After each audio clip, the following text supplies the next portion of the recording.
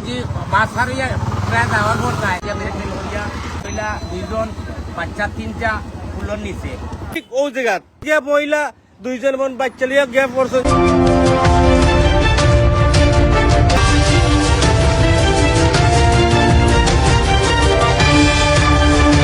আসসালামু আলাইকুম।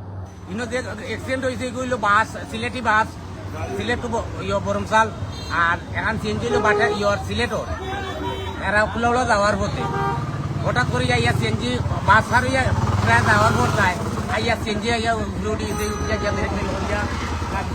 মহিলা দুইজন বাচ্চা তিনটা ফুলর নিচে।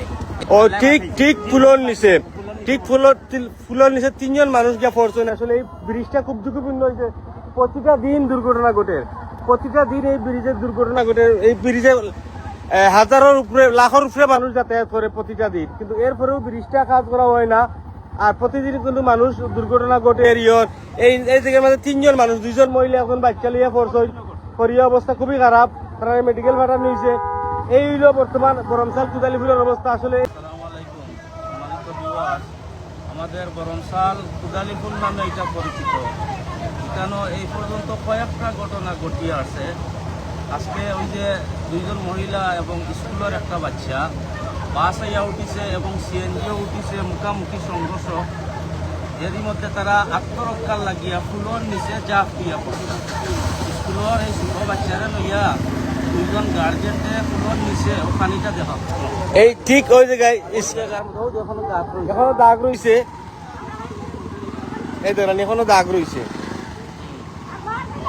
আমি অনুরোধ করবো আপনারা দ্রুতভাবে এই ফুলের খাসটা মেরামতের জন্য, কারণ এখানে অনেক ছাত্রছাত্রী আমরা বাচ্চা কাচ্চা সব এখানে স্কুল মাদ্রাসা যাওয়া করেন, ঝুঁকিপূর্ণ হয়ে গেছে, বিপদগ্রস্ত জায়গা।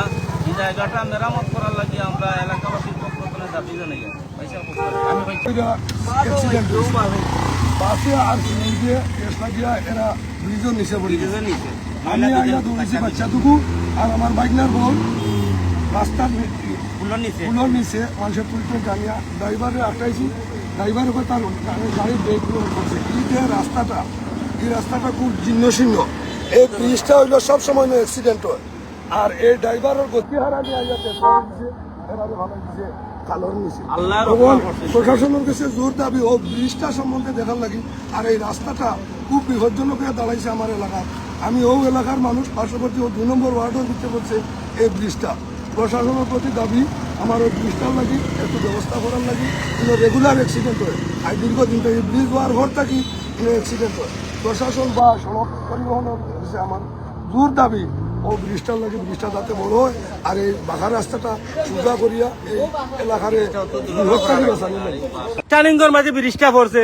টার্নিংয়ের মাঝে পড়ার কারণে কি এক পাশের গাড়ি আর পাশে দেখা যায় না, সেই জন্য দুর্ঘটনা বেশি হয়। এই ব্রিজের কোনো একটা সাইড বালা নাই, সবগুলা সাইড এলোমেলো হয়ে গেছে বাঙ্গি খালি দুর্ঘটনা। এই কদিন আগে 2টা পিকআপের আগে একটা প্রাইভেট কার, বিভিন্ন জাত গাড়ি দুর্ঘটনা ঘটে এই জায়গায়। এই ব্রিজটা আসলে খুব গুরুত্বপূর্ণ ব্রিজটা। এই ব্রিজটা কাজ করার লাগে আমরা বিশেষভাবে অনুরোধ করলাম যেহেতু আজকে স্কুলের যে বাচ্চা দুইজন লিয়ে যাওয়ার হতে ঠিক ও জায়গা গিয়া মহিলা দুইজন বাচ্চা লিয়ে গিয়ে পড়ছেন। তারা